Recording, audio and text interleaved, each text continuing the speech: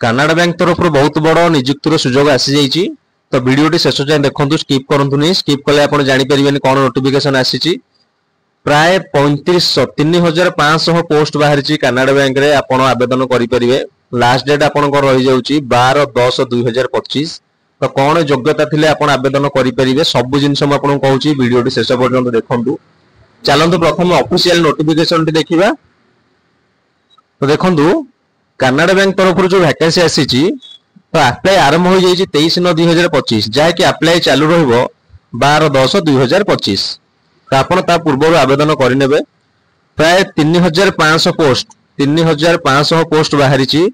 आपड़ जदि ओडिशा रू वीडियो देखुचंदी तेबे ओडिशा पिला माने 105टा वैकेंसी अछि आपण आवेदन करि परिबे। ओडिशा को छाड़ी देले टोटली हमर ऑल इंडिया बेसिस रे 3,500 पोस्ट बाहरी देखि नेबे। देखंतु वीडियो माध्यम में आपन देखौची वीडियो माध्यम रे। तो देखो 3,500 पोस्ट सब टेस्ट रो अछि, सब स्टेट रो अछि। तेबे आपन कहबी देखंतु जदि एससी एसटी कास्ट रो पिला अछंती तेबे 5 वर्ष रो age relaxation रहइबो।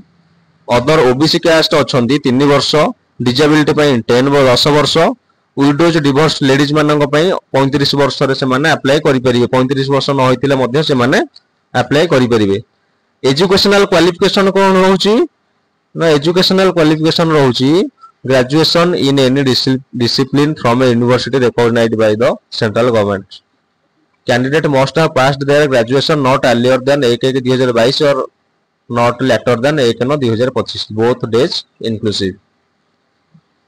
Candidate who produce 10th or 12th mark sheet certificate evidencing having studied the specified opted local language will not be required to undergo the local language test. Physical and medical fitness कौन अछि ना, engagement of a selected apprentice is subject to his or being declared medically fit as for the requirement of the bank. Medical fitness आपन कर थिबा दरकार, कोनोसी problem नथिबा दरकार। तबे मु आपन कहबी आपन केते टंका सैलरी पाइबे।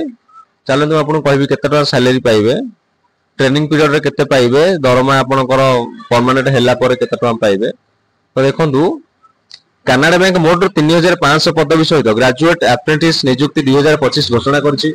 ओडिसा रा प्रार्थी माने एही पदवी पे आवेदन करि परिबे।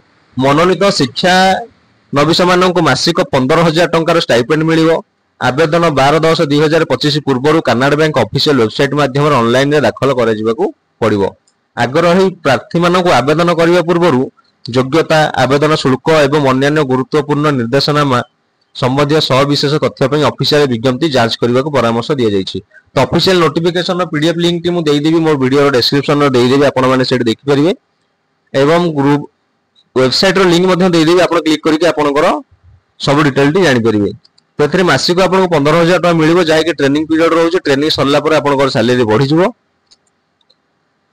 तो योग्यता तो मैं आपनको कहली, प्रार्थींकर सर्वनिम्न बयस 20 वर्ष, सर्वाधिक बयस 28 वर्ष होबा दरकार। 20 वर्ष रो 28 वर्ष भितर आपण पकेइबे। जदि आपण एससी एसटी ओबीसी किंबा डिवोर्स किंबा विडो अछंती तेबे आपनको एज रिलैक्सेशन अछि, बहुत अछि। आपण सेही अनुसार आपनकर योग्यता देखि आपण आवेदन करि परिबे। कानाडा बैंक अप्रेंटिस चाकरी खाली 2025 गुरुत्वपूर्ण तारीख भलरे मन रखंतु 23/9/2025 12/10/2025 एई माध्यम रे आपनको अप्लाई करिया पड़िबो एई डेट मध्य रे। तो एतिकी थिला हमरो कानाडा बैंक रो जो पियन पोस्ट बाहरी छि। तो पियन पोस्ट पई आपण तुरंत आवेदन कर दियंतु। ओडिसा रे 105टी वैकेंसी अछि। आ थरे कहछ ओडिसा रे 105टी वैकेंसी अछि। वीडियो डिस्क्रिप्शन में मु वेबसाइट रो लिंक दे दोछि, नोटिफिकेशन लिंक दे दोछि, आपण क्लिक करके देखि परिबे। जय जगन्नाथ।